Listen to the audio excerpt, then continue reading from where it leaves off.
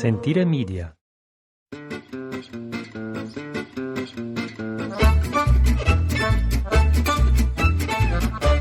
right, we're hot. Buttons pushed. There we go. Podcast from Italy. I'm Jason. That's Ashley sitting across from me. Ciao. It is the 10th of May. It is go time. A very rare evening podcast. Whoa, it's late. It's late. It's 7:30 in the evening on a drizzly, warm beautiful spring evening here in the Italian countryside. We are bringing the energy. We're bringing the funk. Tennis on Tuesdays. Tennis on Tuesdays. All right.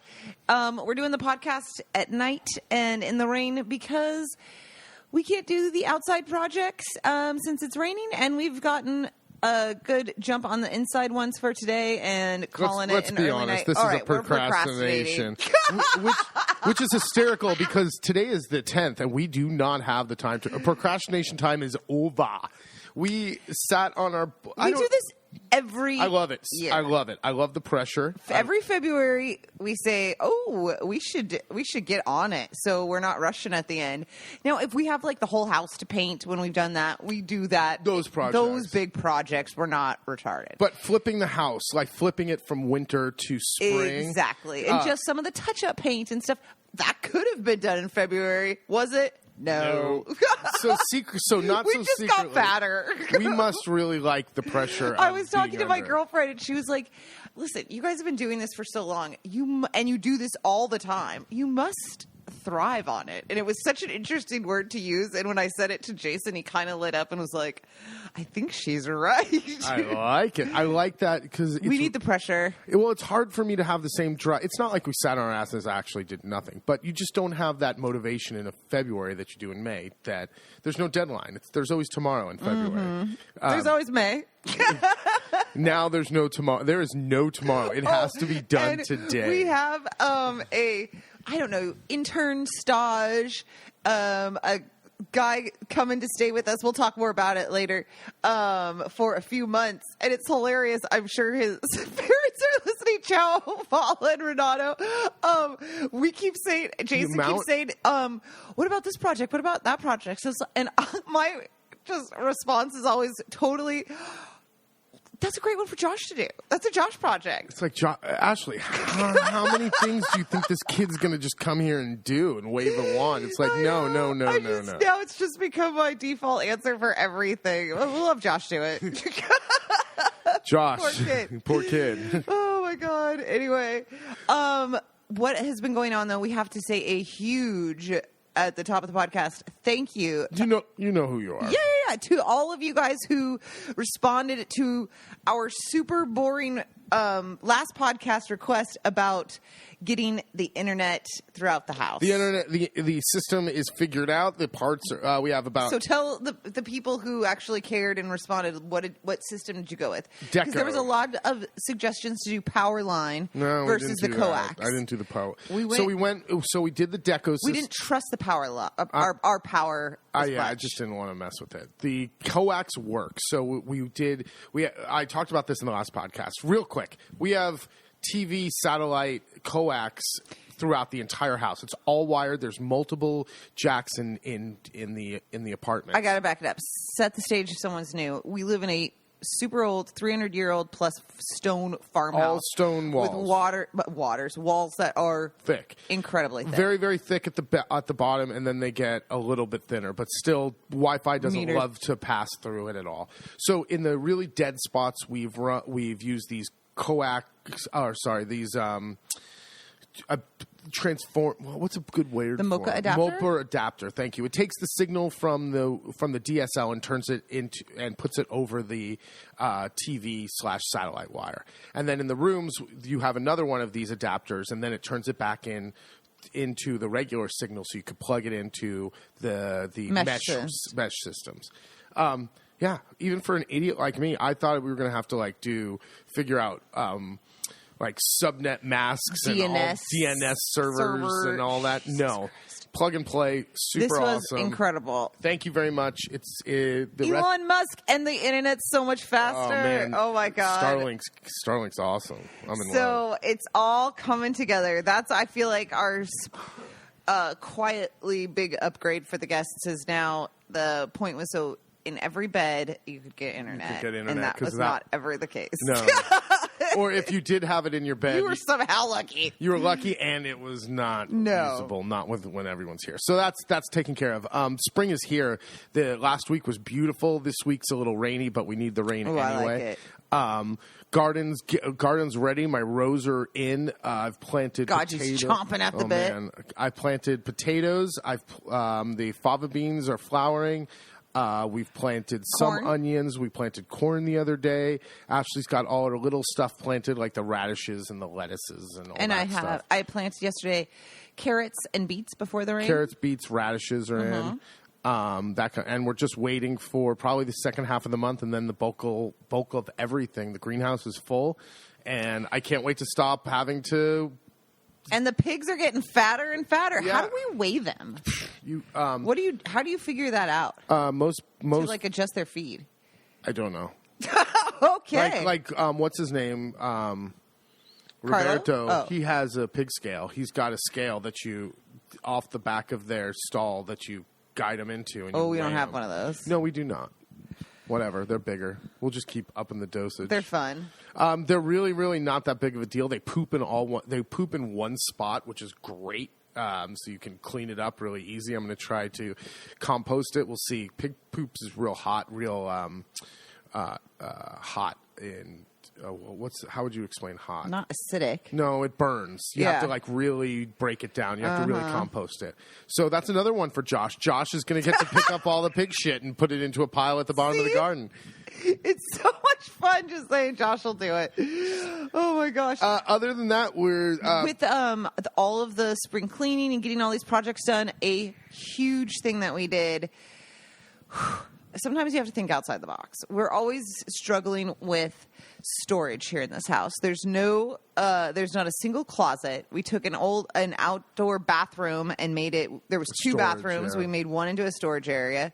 We've taken the downstairs ground floor apartment, and turned that into storage areas. Oh yeah, Josh, half your room. The front part of your room is storage, and the washing machine. There you go, bud. But the bed will be good. I've built a couple of things, and you'll have a great shower.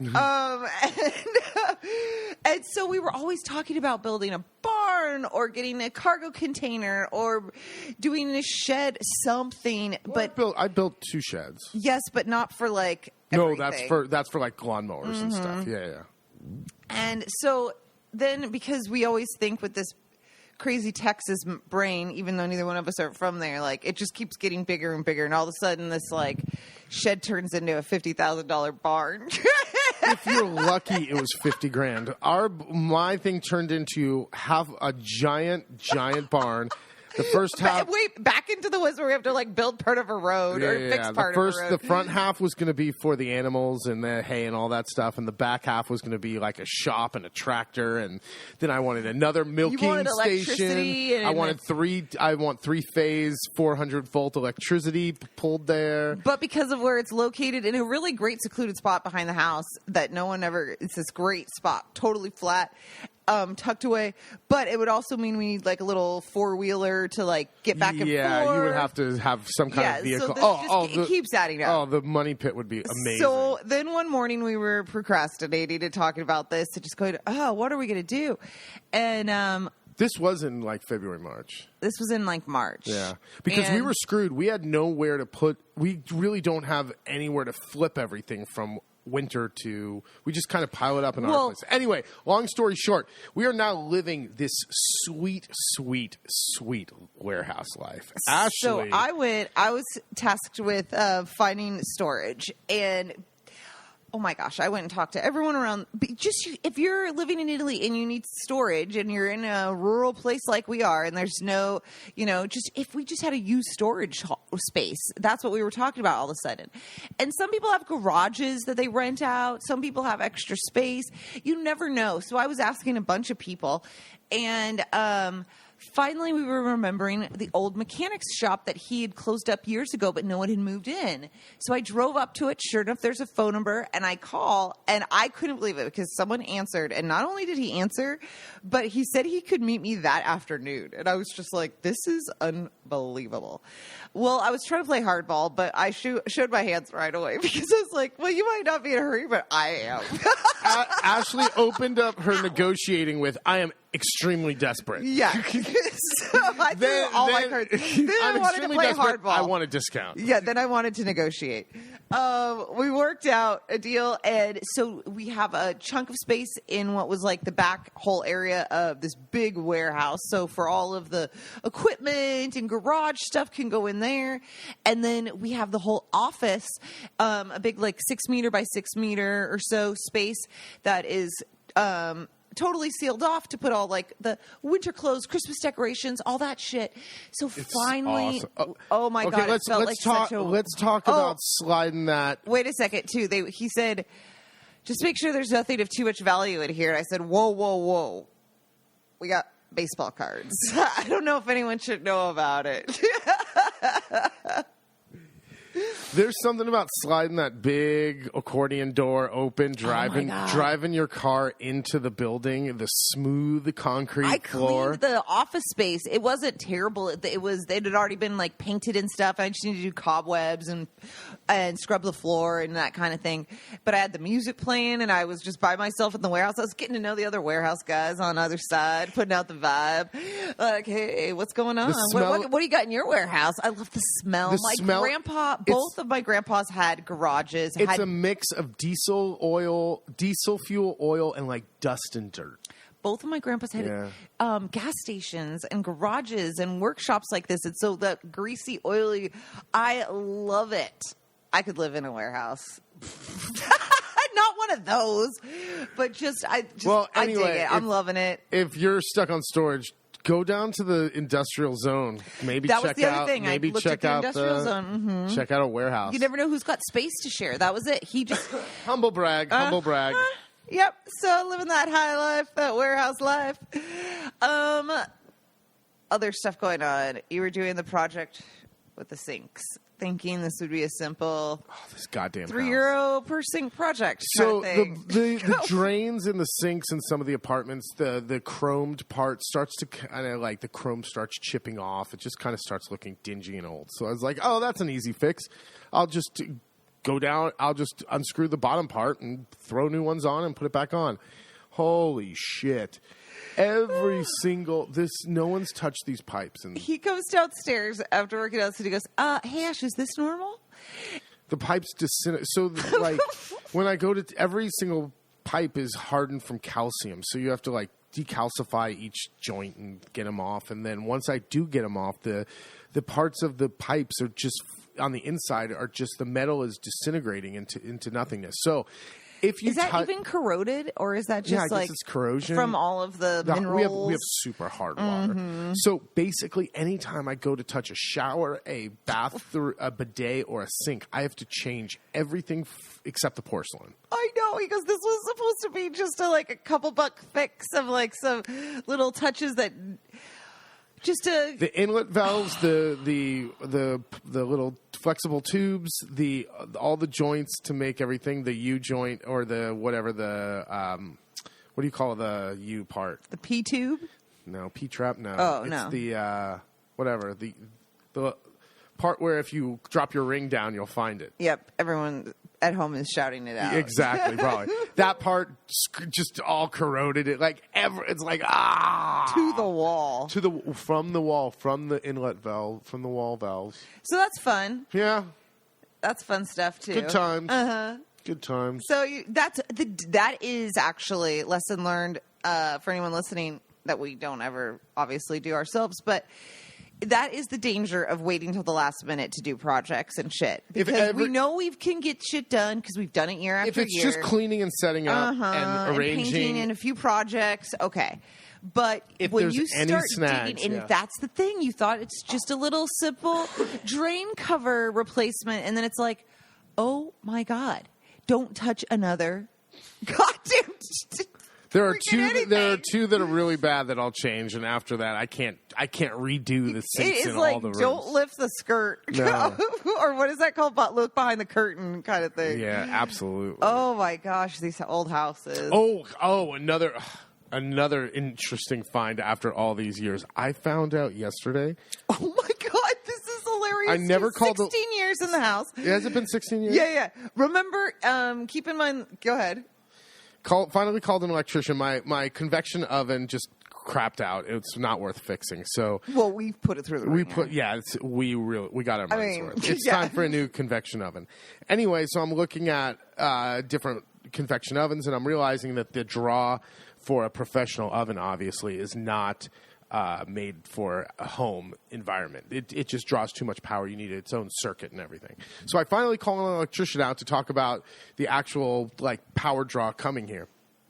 Come to find out, I have 3-phase power in the panel in the kitchen and in the panel underneath the outdoor kitchen. This discovery in year 16 has actually saved us tons of money because throughout the years, Jason will go, if only we had 3-phase, I'd get this super hardcore thing. And now I think, oh my God, it's been here the whole time. If only we had 3, because all the more real, powerful, not even industrial, but professional equipment, whether it be for woodworking or the kitchen or anything that has a real motor in it, is 3-phase.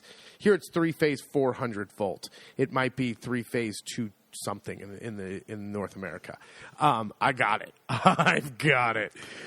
Well, hilarious, just like the septic tank issues, some of them we had with our landlord's brother, Alessandro, being so 100% certain about everything that he was then wrong about. He was the one who was 100% certain and told us on day one, no. We've set it up, but we never pulled the line. There's no three-phase. But it's there if you ever want it. I would see it on our bill. It would say in Italian, the equivalent of 3-phase 400 volt, and showing that we didn't take any of it. But showing that we did have it here, which I don't understand how it works. The electrician was talking to me about how the 3-phase comes in and then they separate the phases and make it into single phase at the main box. Okay, whatever. I don't understand that. All I know is that he said it's not a problem to take all 3 of the wires and run it to an industrial plug for a real oven. Hot damn, we're cooking now. Hot damn. Yep. So we're looking at vapor combi ovens. We're getting into here's another Jesus Christ. So, in order to get any kind of vapor in does anyone care about this? I don't know. Go for it for a minute. Okay. You want to go get an oven. You want to get this professional piece of equipment, but it's not just buying the piece of equipment, because now you have to hire an electrician to put in the correct plug and line. Okay, that's one thing. Then you find out, it's a mixed vapor, steam, and convection oven. Great. That's awesome. I have water and a drain right next to where it's going to go. However, the water needs to be purified. It can't have any calcium. It can't have any even particulates in it, nothing, because it'll build up inside of the boiler of the oven and break it. In fact, if you do not have this super expensive reverse osmosis filter, then your warranty is voided for the oven. So the reverse osmosis filter is like $1,200 or something, just for this oven. And so then Jason was like, "Well, if we're going to do that, shouldn't we get it for like the whole house?"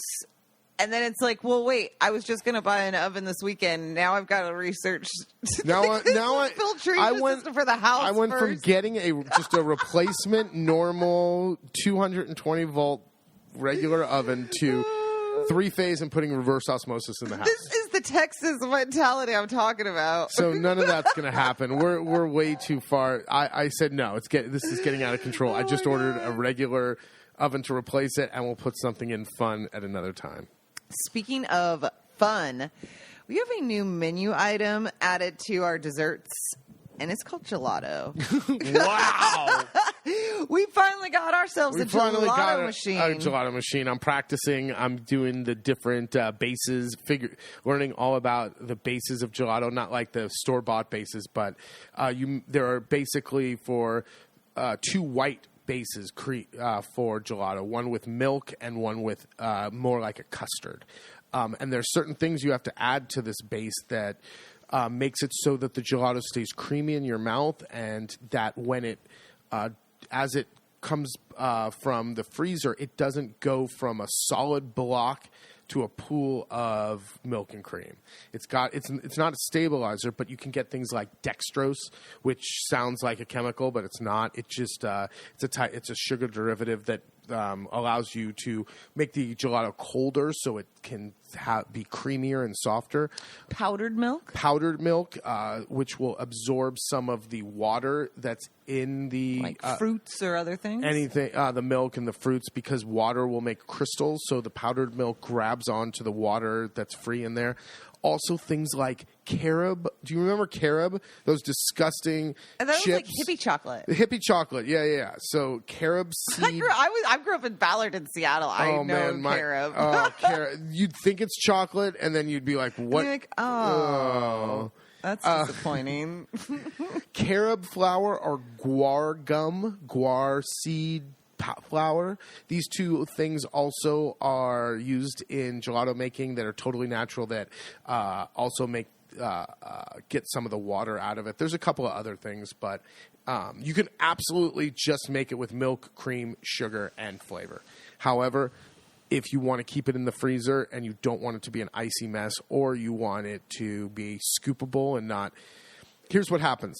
The outside starts defrosting first, and it gets all soft, and the inside stays rock hard, and you can't scoop it. And it just starts spinning in its container. So if you put some of these additives in there, well, we'll call them additives, ingredients. They're not really artificial. It helps with the mouthfeel and the texture. Well, we are very lucky because some of our dearest friends are Paula and Antonio from Maki in Fano, and we've talked about them a million times. But thankfully, we can ask them a million questions and stuff too, or get some hints and tips and whatnot. Yeah, I'm making tiny amounts. They make it on a more of a... Oh, there's no competition. No. Not at all. We don't even serve dinner to outside guests. No, but I really find this very interesting, just like bread baking, because it's the same you do. I can thing. tell. It's a formula. It's the fats and the sugars and the water. And getting the balance. Getting the balance of all of them. And you set it up the same way with a table, just like you set up bread in a table and you fill in your ingredients. I think I could get into it. Because you can bake bread. I cannot do bread in the summer. No, it's too hot. Also, we just need another. We need another oven. We need a deck. We need a deck oven. There you go. God, oh my God. Oh, any other things going around around here? Let's see. Oh, big news in town. They finished one side of the bridge that they're repairing. That goddamn bridge. And they've switched to the other lane, so we're getting closer. They said June, and I think that they're probably right. It's one stoplight has thrown everyone's world into an absolute goddamn chaos. Tough times in small town Italy, I'll tell you that. Other things. Oh, yes. So we go on walks with this beast of a dog every morning, and I like the early morning walks because I am a morning person. So I want to get up and go, and especially as it gets warmer and warmer in the mornings, no one wants to walk at 9 o'clock because the heat of the day is already there. No, you guys are out of here by 6:37. Not 6:45. 7's late. It's going to be in the 5s once the heat of the summer comes. Anyway, poor Leroy. He has no idea. Anyway, the other day we were going and I saw we talked about it on the podcast. No, the Istuce, porcupine who was out late partying, and the sun was just coming up and he was still out like sniffing around. And I saw him on the other side of bridge, maybe 100 meters away, like over in the side, how they do their porcupine thing. So I went, okay, let's walk the other way. I don't want to screw with a porcupine. But it got me thinking about animals how many animals we've seen over the years. Our wild animal encounters. Wild animal encounters. Now that we have a dog and we're going to, he sniffs out I'm always animals. nervous about the boar first thing in the morning if I take the early morning walk, because we'll go in deep into the woods, or he'll go and check out places where they go and root. And then, or one time it was like fresh tracks of mud, and I was like, oh my God, I kept making crazy noises in the woods. I'm not worried about boar. I'm more worried about things like porcupines and snakes. Oh. For him, for the dog. Well, I thought it'd be fun to tell some of our hilarious past wild animal encounters. So, what am you? Should I start off? Sure. Okay, the very first one I can remember is the barking male roe deer. Yeah. The very first spring we were here, the male... Like, that was even earlier. No, it's spring. They don't bark in winter. They bark like now. They've just started again. They do this really... I can do it. Do it. What about the mic? Well, just don't hold it up. That's exactly it. Oh, his head perks up. So they're You're welcome, folks. They're looking for their lady friends, and they'll do this at dusk and dawn all the time. And since they're up higher above the house in the hills a little bit, it sounds like they're close. It sounds like they're right next to you because there's nothing. The dog goes absolutely apeshit. But that first spring we were here, we had no.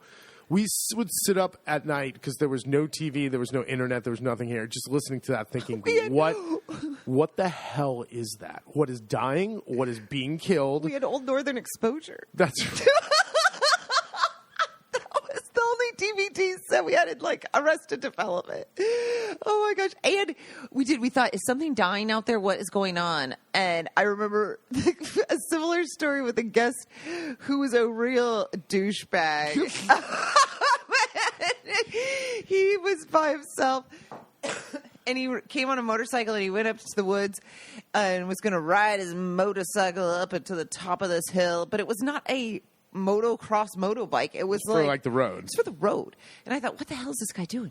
Anyway, so he went up there and he comes back and he was like telling me about the bike and struggling getting it up the hill. And then he thought he was going to have to rustle a boar because he heard him making all this noise. And I said, did it sound like this? And I did the deer bark. And he goes, that was exactly it. And I said, oh, that was no boar. That was a deer looking to mate with you. But it just is so loud. It sounds so close. But the deer, that was definitely the first one. Also because I remember that we were so scared our first winter here that we were terrified that we were going to get like, just like in all those stupid scary movies, it starts with dumb young people in the woods from the city. And that was us with my sister here too. And we'd be nervous to go outside and think there was going to be some psycho killer or something and like coming out of the woods, some Jason thing. And then finally Jason was like, oh no, it would be an animal that's going to attack you. There's no one out here. And then we were like, oh shit, there's the animals. But they're not always terribly scary. But we had the fox that lived in our house. I woke up this one morning, 4:00, to go use the bathroom, go pee, and I go into the bathroom, and standing on the toilet, because it was hot, it was the summer, we leave the bathroom window open, which is on the ground floor, is a fox. Occupado. Occupado. Jason comes upstairs. I just turn around and just walk out. Because there's a toilet, or there's a fox on the toilet. We then discovered that this fox had been living in our place underneath a dresser, and we just thought it was one of the cats. It would come in through the window at night, and we'd hear like the hissing, but we thought it was just, we've got a bunch of cats, and we thought, who knows? I don't know. They're not getting along. Oh no, it was a baby fox living in there. And then Jason went to go after it with a bat. And I was like, what the hell are you going to do? He took off, but I thought it was the most hilarious thing. What are you going to do with a bat? Let's see. I saw a hawk, a falcon, whatever, bird of prey pick up one of our chickens and try to fly away with it. That was pretty amazing. That was more like, that one got me the most that was one of the most impressive ones, because when that bird flapped his wings twice and tried to pick up that chicken, it was like, oh my God. Well, then you just think, poor chickens, there are monsters from the sky. I know, then we realized that's why why they keep hiding out in the outdoor kitchen under cover. We thought it was like rain or weather or wind. No. They're being picked off one by one from the sky. So that was a good one. One of our first summers, one evening we heard a bunch of barking dogs, and out of the backwoods come a pack of Maramami? I can never say it right the either. Word. The big, fluffy, white livestock.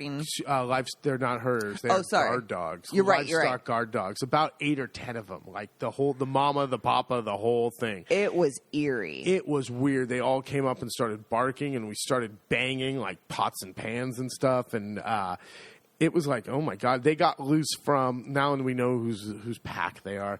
They live at a place up on top at the beginning of the valley up top. But they made some serious distance. They did make some serious distance, and they are when they're puppies, they're gorgeous puppies. They look little fluff balls. Yeah, they look like baby polar bears. It's just two black eyes and a black nose and white.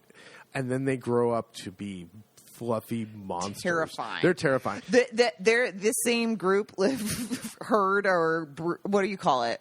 Bronco, a pack. Pack, thank you. That live up on this hill. Sometimes I will be nervous to drive through, because they come in and surround the car. They're more bark than bite. Those dogs. True, but if you do come upon them, just turn around and walk away. They don't chase you. They want to guard the livestock, and they want to guard. If you just continue walking and don't make eye contact, like either turn around and walk away or walk at a 45 away from them, they're fine. They don't run you down and eat you. Their bark is impressive, though. I remember one time coming back from the neighbor's house. Carolyn looks down the road, and there's a part where it's in the summer, the windows are down, and the trees are covering over the road, and it's all so pretty. And all of a sudden, on the windshield flops this, I don't know how big it was, but we're going to call it a huge snake.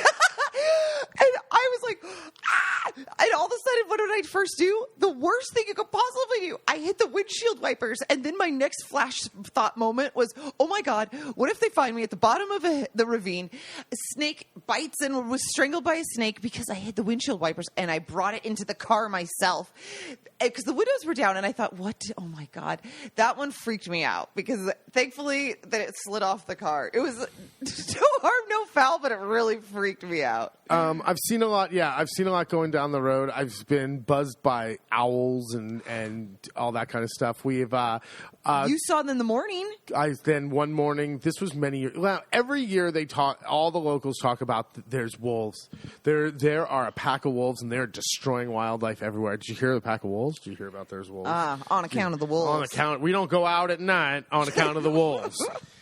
Never saw a wolf in all the years I heard all the bar chit chat about it, except one morning. Goddamn, going in the autumn, going at 7:30 in the morning, hauling ass down the road, trying to get to the grocery store because I have a cooking class, and I see a pack of what look like from afar German shepherds, same coloring, kind of same look. I thought, what the hell are 6 or 7 German shepherds doing out here? And then as I get closer up to them, it's like, whoa, those are skinny, tall German shepherds. And then I stopped the car because they all are looking at me, and I thought, oh shit, there's the pack of wolves. And that is we are a kilometer away from the house.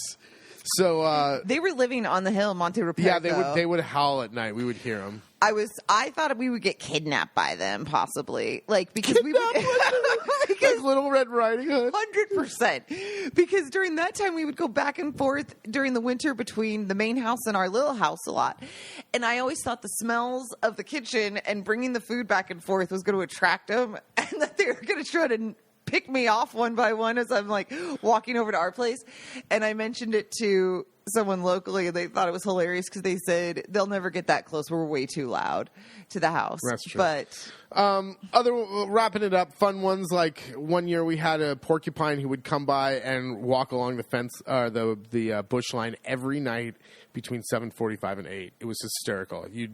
I'd go out there every night and well, come on, get out of here. His big butt. And he'd walk along the bushes into the night and kind of take off.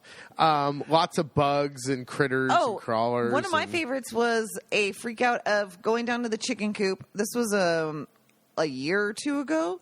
And seeing one of the hens like in a weird position as I got closer, and I thought, what's going on? This is really weird. And then realized, oh, fantastic. Start the day with a headless hen. Oh, yeah, weasel. But then I was like, oh, my God, what's going on? She's in the inner coop. How did this happen? So I get the other chickens out, and I'm terrified to go in there because it's like something ate the head off of this hen, and it's in here. And so all the other hens scooted out, and then I'm like sneaking around, and then there's not much there's nowhere for it to really be. And then I look between, there's this one little part where there's the brick wall and then the fence on the outside and a little bit of space. And sure enough, I look down and these two big fucking eyes are looking up at me. And I was like, holy shit. And because I didn't know if it would jump and spring at me or what. And I run inside and I'm like, Jason. And I locked it in there. And then this is where the story gets hilarious. Because, this was before we were citizens and you couldn't have a gun. Well, you couldn't have like proper bullets and all of this. And we just had an air rifle. And Jason took it down there and was trying so hard to shoot it. And it was just, it took like 100. That won't kill a weasel. No. And you're doing it through the fence because you didn't want to go in there either. I had no idea how to get this weasel out of here. I'm not going to let it eat the rest of my chickens. I'm not going in there and picking it up, relocating it. I'm relocating it to hell. It ate 2 chicken heads. No, that one was hilarious. Lately, we've had some dead animal encounters with Leroy, and he's got a little something called stolen valor. Leroy likes to find things and then claim them as he was the one who made the kill. Supposedly, them wolves are back, and there's been some dead deer out, and he's found some different body parts on these walks. He will come across the carcass of the animal that has been mauled by a pack of wolves. And then also, P.S., what's been left behind by every other passing no predator. other animals. No one else wants this stuff. He found a hoof the other day, like and he prances around with that thing like he made the kill. He's like, ta-da! Meanwhile, when we go on our walks, we see 4 deer 100 meters away eating. He watches them bounce away and then hides behind me. Once they bounce away, then he gets all excited like he's a tough guy and follows the smell. Yeah. I saw him freak out because a bush brushed up against him weird on a walk. Like, he's not the... It's the studio tough guy attitude that's hilarious. Yeah, and it's just hysterical because he's a gigantic dog. So it's just kind of the... I don't know what the word is. It's 8:15 and my brain is melting. Well, I think we've gone on and on. I think so too. That was fun. Sharon. Should we talk with a NPR voice? All right, next thing coming up. We have just a few more days. No, I don't even want to tell you how many days. If you saw the state of this house and I told you how many days there were till first guests or the first guest could be listening. It's doing great, guys. We're doing great. We have a lot of work. We don't have an hour to sit on our ass and talk into microphones. Yet we have. And thank you very much for listening. Do you have anything else to say? Because I got to go close up mine. Check out the website for the Taste of La Marque 3-night workshop. We have a couple dates left at the end of July and mid-August. If anyone is interested, we'd love to have you come out. Very good. Thank you for listening and have a great week. Ciao, ciao.